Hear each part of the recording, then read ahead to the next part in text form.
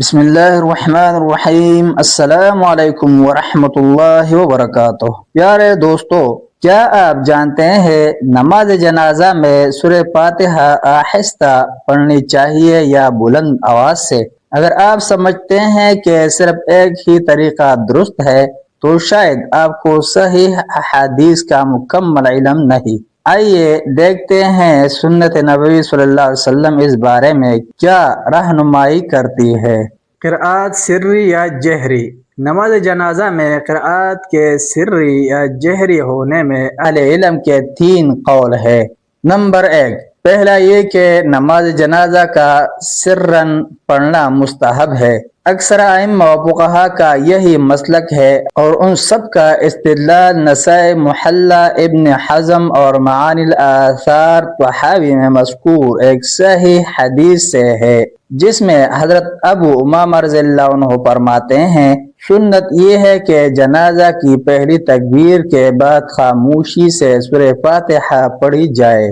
Number 2، بعض ائمہ و فقہا اور علماء حدیث کے نزدیک سرن اور جہرن دونوں طرح ہی یکساں ہیں۔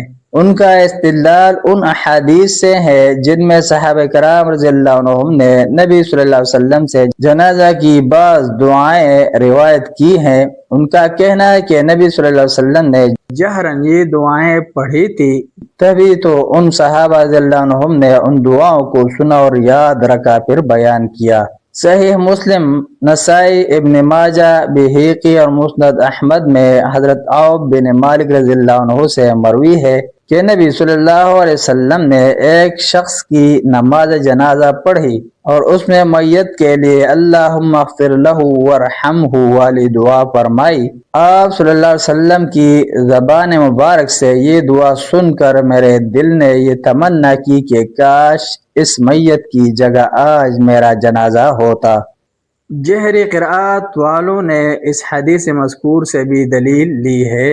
قائلین سرن کہتے ہیں کہ حضرت ابن عباس اور حضرت ابو امامہ رضی اللہ عنہم کی روایت میں جو بلند آواز سے جنازہ پڑھنا وارد ہوا ہے تو وہ محض لوگوں کو نماز جنازہ کی تعلیم دینے کے لیے تھا، جیسا کہ بخاری شریف اور دیگر کتب حدیث کے حوالہ سے ان کے الفاظ ہیں، میں نے جہرن نماز جنازہ اس لیے پڑھی ہے تاکہ تمہیں معلوم ہو جائے کہ جنازہ میں ہی قرأت فاتحہ سنت ہے۔ معلوم ہوا کہ تعلیم جنازہ کی غرض سے امام کا جہرن نماز جنازہ پڑھنا بھی صحیح ہے، اور آج کل اس وقت کی نسبت حالات بہت مختلف ہیں۔ صحابہ کرام رضی اللہ عنہم کی اکثریت اہل علم تھی اور آج اس کے بالکل برعکس معاملہ ہے، لہذا جہرن پڑھنا عین اس مصلحت کے مطابق ہے جس کا بخاری شریف میں حضرت ابن عباس رضی اللہ عنہما نے ذکر فرمایا ہے۔ نمبر 3، ویسے ان ہر 2 طریقوں میں سے کسی پر اصرار بھی درست نہیں اور نہ ہی کسی کا انکار مناسب، بلکہ دونوں طرح ہی جائز ہے، اور بعض شافعیہ نے ان ہر 2 مسلکوں کے درمیان والی راہ اپنائی ہے۔